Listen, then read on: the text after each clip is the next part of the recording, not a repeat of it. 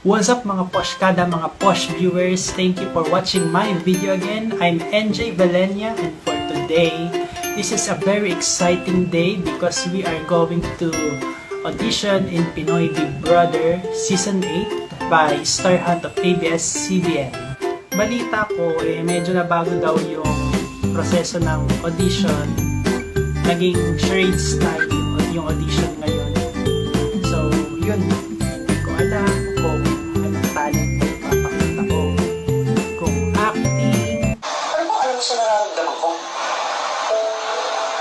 Alam mo ba kung ano mga pinagdaanan ko? Hindi. So stop acting like you know my name. Singing.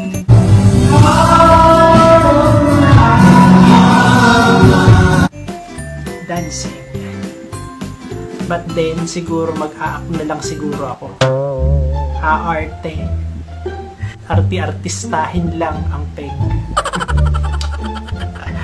Hindi ako makapag-vlog kasi ang ingay sa labas. May nagtitinda ng isda, merong aso, may motor, at may ingay ang tao. Sa mga hindi po nakakaalam, 4 times na ako nag-audition sa Pinoy Big Brother, and this will be the 5th time na mag-a-attempt akong mag-audition ulit sa Pinoy Big Brother. Yung karanasan ko nung mga nakaraang audition, more on interview siya. Then, first time ko nakaharap nun si Direk Loren, tatanungin ka, anong pinagkakaabalahan mo sa buhay. Yung kauna-unahan ko, medyo may logical question. Dapat unique yung isagot mo. So, by the way, we are going to prepare now. Puntan tayo sa Star Hunt. So, see you later. Ayan mga Poshkada, ready na ako. So, let's have fun.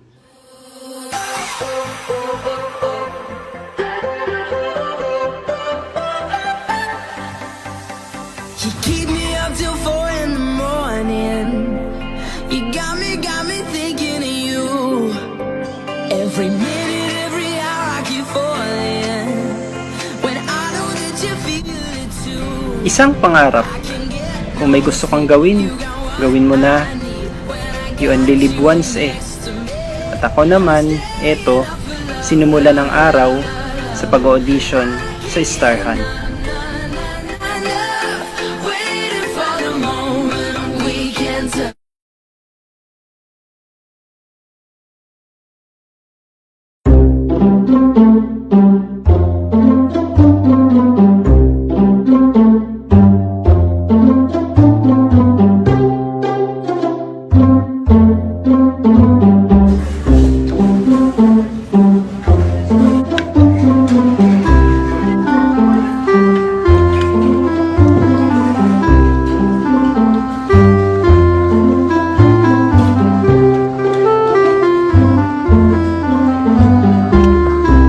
Dating namin dun sa venue, ang una namin ginawa ay pumunta kami sa registration area.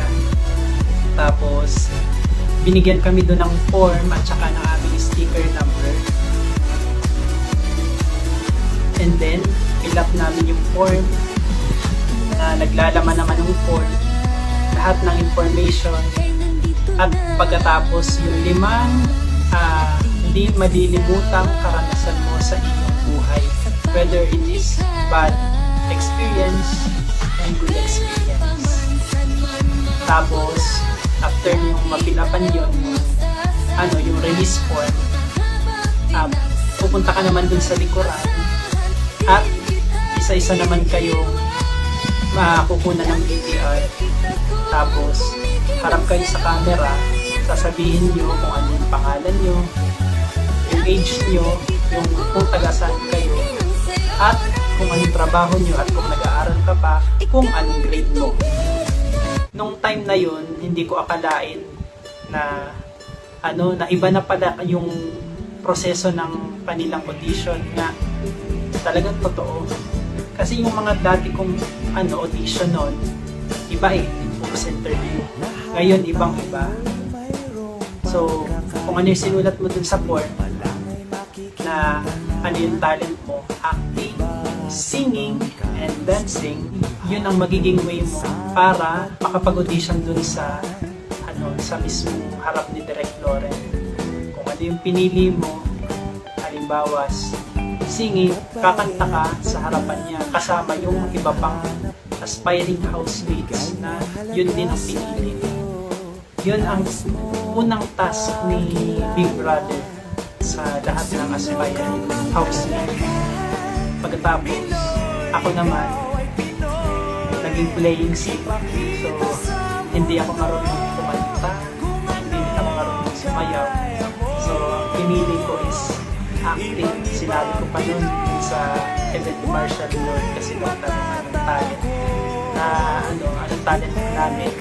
Sabi ko magdadrama na lang. Tapos, hiniwalay na lahat ng aspiring housemate na singing, dancing, and acting. Ako naman napunta ako sa acting. So, ang first task ni Kuya sa amin is gagawa kami ng isang istorya na idadrama namin na hindi kami nagsasalita. Yun, diba? O astig. First audition mo, may task na sa'yo si Big Brother. First task namin dito sa PBB ay acting. So ayan, nag-prepare kaming lahat para mamaya sa presentation.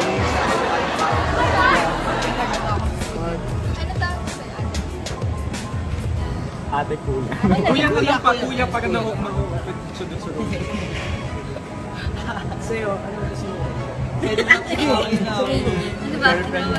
Gusto mo girlfriend dyan na? Bakit? Gusto mo ba yung matari na kapatid? Ano kayo? Eh, kailangan may matari. Acting po. Kaya napakasaya nitong experience na to. Tapos yun, ang dami kong namit na mga kagrupo. Okay, mga poshkada, ito ang aking mga future housemate. Yeah. May vlog pala, no? Hi! Say hi to my vlog. Yan ang mga future housemates. Kami. Ako doon. Yes. Ito, baka pamilyar sa inyo ito.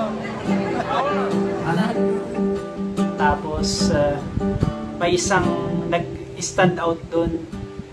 Naging leader namin, kumbaga. Si, natatandaan kong pangalan ay si Aji. And thank you for accepting my friend's request dito sa Facebook. At nung una, hindi kami magkaigi sa aming pagbuo ng isang istorya. Pero bandang huli naman, nakapag-present naman kami, so okay lang. So, yun. Nag-present na kami sa harapan ng ni Direk Loren.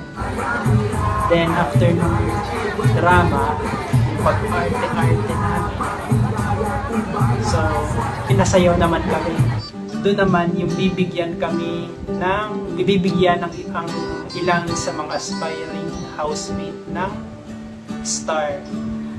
At ibig sabihin nun, pag binigyan ka ng star, magpro-proceed ka sa next level ng audition.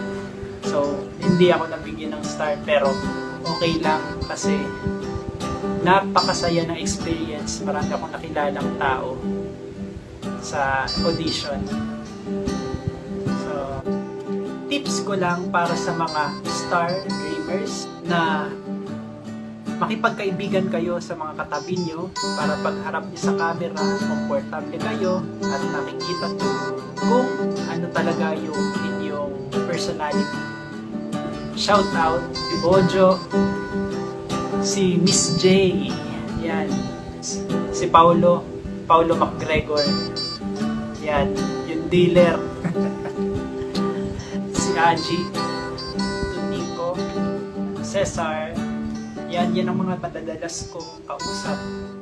Shoutout to Donalyn Salceda, si Miss Camera Shy, dun sa nakaraan kong vlog. So kahit di yan ay camera shy, lagi siyang nagbibigay ng advice sa akin at sinabi din niya na ituloy ko daw yung pag-audition dito. And syempre, hindi ko dito malilimutan sa vlog na to si Caroline Luna na since estudyante pa kami, gustong-gusto na naming sumali ng Pinoy Big Brother. Kaya lang, marami siyang commitment. So, hindi siya nakakasama sa akin. Kaya, eto, Mars, ini-audition na kita dito. Yan. And before I end this vlog, I just want to say thank you. Maraming salamat po sa lahat ng nag-views, sa lahat ng nanood ng aking vlog since vlog 1 hanggang ngayon.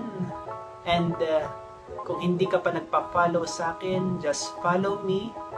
And gusto ko pong sabihin na wala po akong YouTube account. Lahat po ng aking vlog ay dito ko po linalagay sa aking Facebook account.